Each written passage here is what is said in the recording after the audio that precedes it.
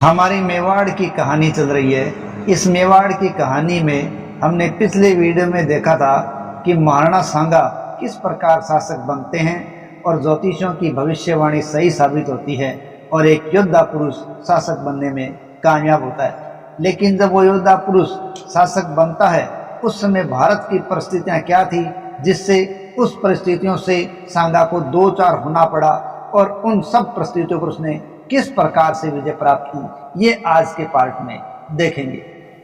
देखिए, मेवाड़ अपने चारों तरफ जिन क्षेत्रों से घिरा हुआ था, उन पड़ोसी क्षेत्रों की जो सीमाएं हैं वो तीन दिशाओं से मेवाड़ के लिए खतरनाक थी। उन तीन क्षेत्रों में था दिल्ली, मालवा और गुजरात। और जब महाराणा सांगा सत्ता प्राप्त करते हैं तो दिल्ली सल्तनत के शासक सिकंदर लोदी के अधीन थी, लेकिन 1517 में उसकी मृत्यु हो जाती है और तत्पश्चात शासक बनता है इब्राहिम लोदी, जो कि मेवाड़ के राणा सांगा से संघर्ष करता है।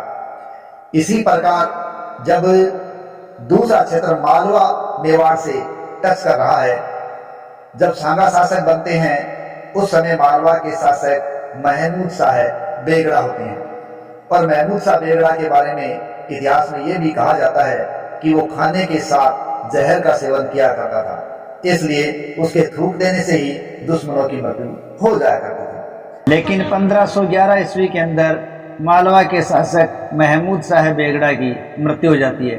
उसकी मृत्यु के पश्चात मालवा के अंदर अव्यवस्था फैल जाती है। इसी अव्यवस्था के कारण यहाँ उत्तराधिकार के लिए संघर्ष खड़ा हो जाता है। इस उत्तराधिकार संघर्ष के अंदर महमूद खिलजी द्वितीय जीत जाता है और मालवा का शासक बनने में कामयाब हो जाता है। लेकिन महमूद खिलजी द्वितीय जब मालवा का शासक बनने में कामयाब होता है तो इसके लिए वो इस उत्तराधिकार संघर्ष के अंदर चंदेरी के सरदार मेदिनी राय की सहायता प्राप्त करता है और उसकी सहायता से ही वो यहाँ का शासक बनने में कामयाब होता है। इस प्रकार मालवा की परिस्थितियां बदल जाती है और चंदेरी के सरदार की सहायता से महमूद खिलजी शासक बनता है। लेकिन धीरे धीरे इस मालवा के क्षेत्र में महमूद खिलजी के बजाय चंदेरी के सरदार मेदिनी राय के चर्चे ज्यादा होने लगते हैं और उसका प्रभाव है वो ज्यादा यहाँ नजर आता है। इस प्रभाव से महमूद द्वितीय, इसके प्रमुख सेनानायक और उसके प्रमुख मंत्रीगण भी नाराज होते हैं और वो इस क्षेत्र से मेदिनी राय का प्रभाव समाप्त करने का प्रयास करते हैं। और इस स्थिति में मेदिनी राय ये कंडीशन भाप जाते हैं और वो समझ जाते हैं कि वो मालवा का सामना शायद न कर पाए, इसलिए वो सहायता प्राप्त करने के लिए सांगा के पास पहुंचते हैं। इधर जब सांगा महमूद खिलजी के खिलाफ मेदिनी राय की सहायता करने के लिए तैयार हो जाता है तो उसी दौरान मालवा का महमूद खिलजी है चंदेरी पर आक्रमण करता है। तो मेदिनी राय अपने उस क्षेत्र को अपने पुत्र पृथ्वीराज की शरण में छोड़कर जाता है और मेदिनी राय का पुत्र पृथ्वीराज है वो अपने पिता की बात को कायम रखने के लिए महमूद द्वितीय का सामना करता है और तब तक सामना करता है जब तक वो मृत्यु को प्राप्त न हो गया।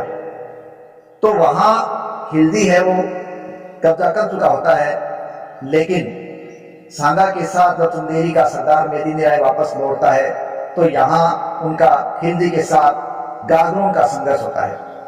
गागरों के इस संघर्ष में सांगा की विजय होती है और वो महमूद द्वितीय को बंदी बना लेते हैं और बंदी बनाकर चित्तौड़ ले आते हैं और कहते हैं कि 6 महीने तक वो इसको यहाँ कैद रखते हैं, उसका इलाज करवाते हैं। और महमूद खिलजी का इलाज कराने के बाद 6 महीने बाद उसका ताज, उसकी कमरबंद, पेटी और एक पुत्र उसको जमानत पर रखा जाता है और तत्पश्चात खिलजी को छोड़ा जाता है। इतिहास में इस प्रकार के उदाहरण कम ही मिलते हैं कि दुश्मन को इस प्रकार कैद में रखा और इसका इलाज करवा कर छोड़ा गया। तो ये तो था मालवा के साथ संबंध। और तीसरा क्षेत्र जो मेवाड़ के लिए संघर्ष कर सकता था वो था गुजरात। देखिए, गुजरात का शासक नासिर शाह था, लेकिन 1511 में उसकी भी मृत्यु हो जाती है और मुजफ्फर शाह गुजरात का शासक बनता है।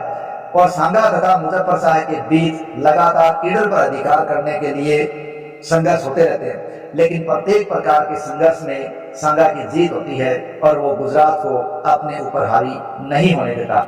इस प्रकार महाराणा सांगा जितनी मुश्किलों के साथ मेवाड़ के शासक बने थे उतनी ही मुश्किलें उनको शासक बनने के बाद मालवा के रूप में, दिल्ली के रूप में और गुजरात के दुश्मनों के रूप में देखने को मिल रही थी।